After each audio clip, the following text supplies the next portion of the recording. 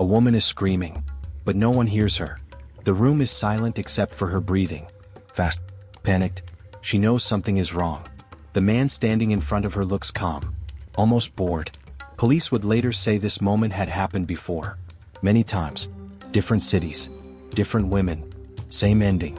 Because investigators would eventually realize something terrifying. This wasn't random. This wasn't rage. It followed a pattern. And buried inside that pattern were 5 psychological traits. Traits shared by nearly every serial killer in American history. But what happened next shocked everyone. This story unfolds across America. From quiet college towns to crowded highways. From the 1970s through the early 2000s. The victims were women, students, mothers, runaways, strangers who crossed paths with predators hiding in plain sight. Names like Ted Bundy, Gary Ridgway, Dennis Rader, Aileen Wuornos, and Jeffrey Dahmer dominate headlines. But behind the headlines are real women. Like Margaret Bowman, Kimberly Leach, Mary Bachmeyer, and dozens more. Different killers, different methods, but eerily similar minds. Investigators didn't see it at first, but over time patterns emerged. Tonight, we break down the real cases that revealed the 5 psychological traits almost all serial killers share. We post daily. Subscribe so you never miss a case. Before the violence, there was routine. Ordinary days that felt safe. Women moved through their lives without fear. They went to work. They studied late. They trusted strangers in moments that seemed harmless. In Washington state, Margaret Bowman accepted help from a man who looked injured. In Utah, young women spoke briefly to someone polite and soft-spoken. In Kansas, families locked their doors at night, believing that was enough. And the men watching them blended in perfectly. Ted Bundy volunteered at a suicide hotline. He listened to pain. He offered comfort. No one suspected the fantasies running through his mind. Dennis Rader attended church, led scouts, enforced rules at work. He craved structure, control, order. Gary Ridgway clocked in every morning at the same job. Quiet, forgettable, exactly how he wanted it. This is where the danger began. Long before a body was found, these men were rehearsing. Not with weapons, with imagination. They studied faces, schedules, weak moments.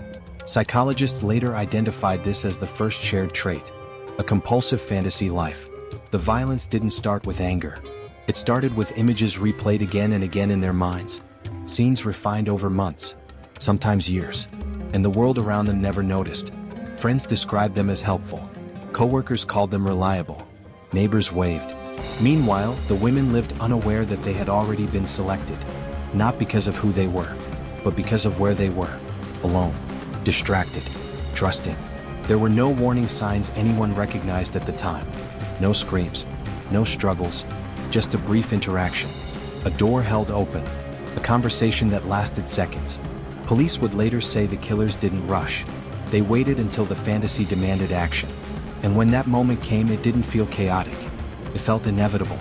Because by then, the decision had already been made. The crime didn't begin when the attack happened. It began long before, in quiet rooms, behind calm smiles. And as these men walked freely through American streets, no one realized that the most dangerous part of the story had already passed. The moment when thought turned into intention. And the next step would change everything. When the fantasy finally broke into reality, it didn't explode. It slipped in quietly. There was no warning scream that echoed through the streets. No frantic chase. Just a moment that felt ordinary, until it wasn't. In several cases, the last thing witnesses remembered was a conversation. A man asking for help. A polite smile. A calm voice. Ted Bundy approached women in broad daylight. Parking lots. Campuses. Busy sidewalks. He looked injured. Harmless. Trustworthy. Gary Ridgway hunted in places most people avoided. Along highways. In shadows. Where no one asked questions. Dennis Rader entered homes that felt safe. Doors opened willingly. No forced entry. No alarm raised. This is where the second shared trait appeared clearly. Emotional detachment. Victims later described something chilling in the rare moments they survived. The lack of urgency. The absence of rage. The killers moved slowly, deliberately, as if following a script. Sounds became important details. A car door closing. Footsteps in a hallway. The sudden silence when help didn't come. When the violence happened, it was controlled. Not chaotic. Not impulsive. And then it was over. Bodies were hidden. Dumped. or left to be discovered days or weeks later. Communities felt the impact first. Missing posters appeared on telephone poles. Parents waited by phones that never rang. Friends retraced steps again and again. Police responded with urgency but little clarity. At first, the cases seemed unconnected. Different cities, different victims. But patterns began to whisper. Young women, last seen alone. No witnesses to the actual crime. Some killers returned to normal life immediately. They went to work, had dinner, slept beside spouses.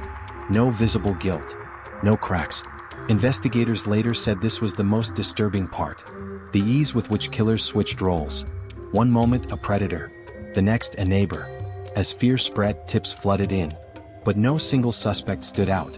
And while families searched desperately, the men responsible were already planning again. Because for them, the crime didn't end with the killing. It ended only when the fantasy was satisfied. And it never stayed satisfied for long. The next disappearance was already being imagined. At first, investigators treated each case as isolated. A missing woman here. A body discovered miles away. Different jurisdictions. Different detectives. But then, patterns started to surface. Victims shared similarities. Age ranges overlapped. Last known locations clustered near campuses, highways, or quiet neighborhoods. Task forces were formed. Files stacked up. Maps filled with red pins. Still, progress was slow. Witness descriptions conflicted. Memories blurred. Time worked against the truth. In Washington state, police questioned hundreds of men who drove certain vehicles. Ted Bundy was interviewed early. He seemed cooperative, calm, almost helpful. But then he walked free. Polygraph tests were administered. Gary Ridgway passed. More than once. That should have ended suspicion. But it didn't. Because bodies kept appearing. Investigators noticed something else. The killers weren't sloppy. They adapted. Dump sites changed. Methods evolved. Mistakes were corrected. This exposed the third shared trait. Manipulation and deception. These men didn't just lie. They studied how to lie. Bundy adjusted his stories depending on who he spoke to. Raiders sent letters to police, taunting them, demanding recognition. Ridgway blended deeper into the background. But then, new leads surfaced. Witnesses remembered small details. A tan Volkswagen. A name mentioned casually. A voice that felt familiar. Timelines were rebuilt. Phone records examined. Geographic profiling introduced. In Bundy's case, a girlfriend came forward. Her tip was chillingly precise. Too precise to ignore. But then, Bundy escaped custody. Not once, twice. Public confidence collapsed. Meanwhile, Raiders' letters arrived at news stations. He wanted to be known, to be feared. This revealed the fourth trait. Grandiosity. Serial killers often believe they are smarter than law enforcement, smarter than the public, untouchable. And for years, that belief was reinforced. But then, technology caught up. DNA analysis advanced. Old evidence gained new meaning. In Ridgway's case, decades passed before forensic science finally spoke. A genetic match. A quiet arrest. Raider was undone by his own ego. A floppy disk.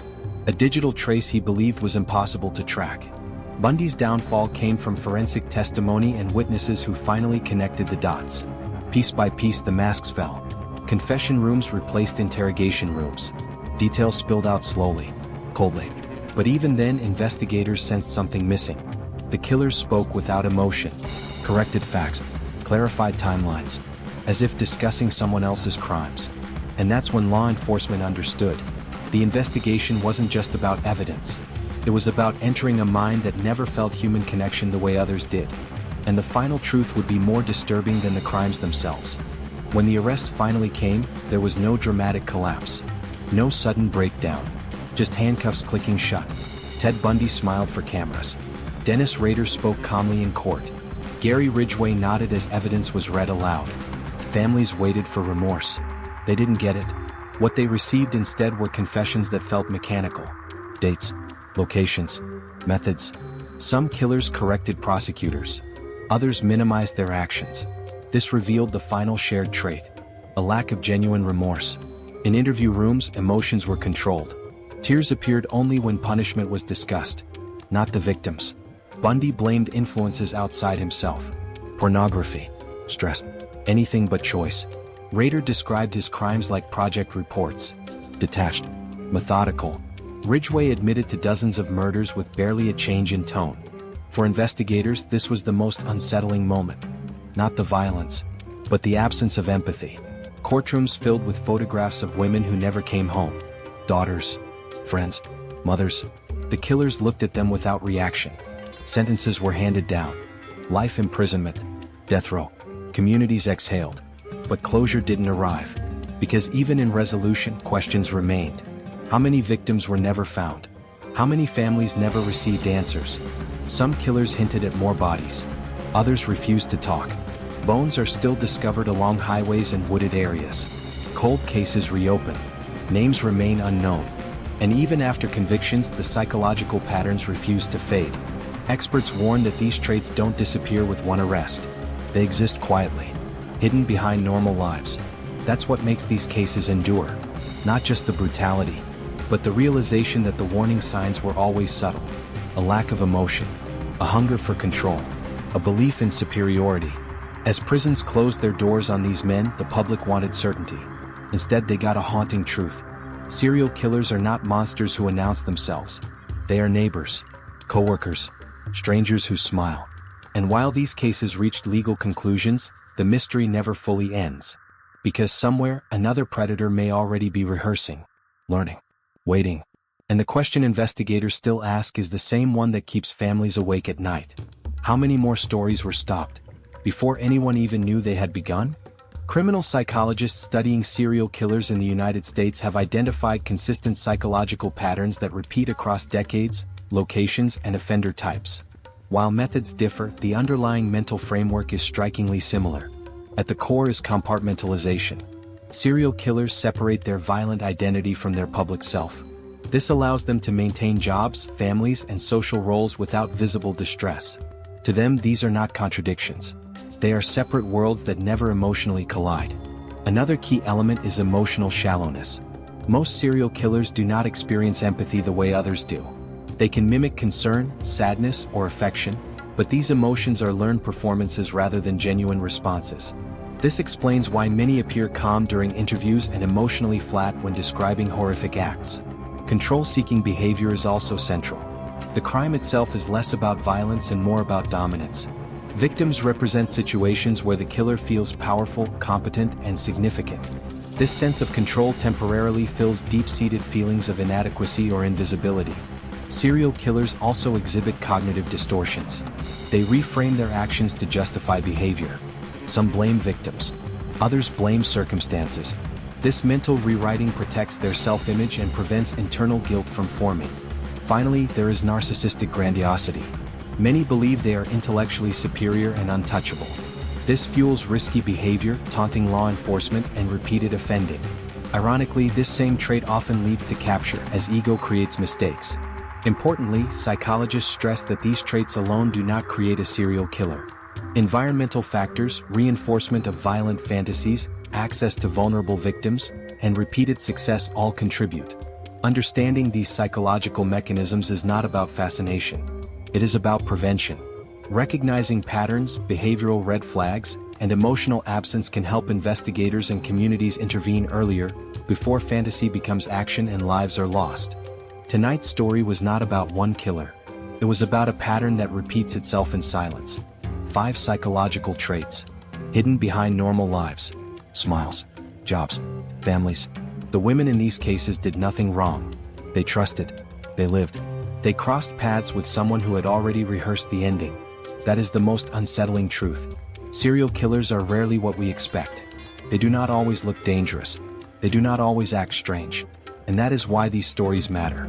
Because understanding the psychology behind the crimes is not about fear. It is about awareness. About recognizing the warning signs that often appear long before violence does. Some of these cases are closed. Others will never be. Names remain missing. Families still wait.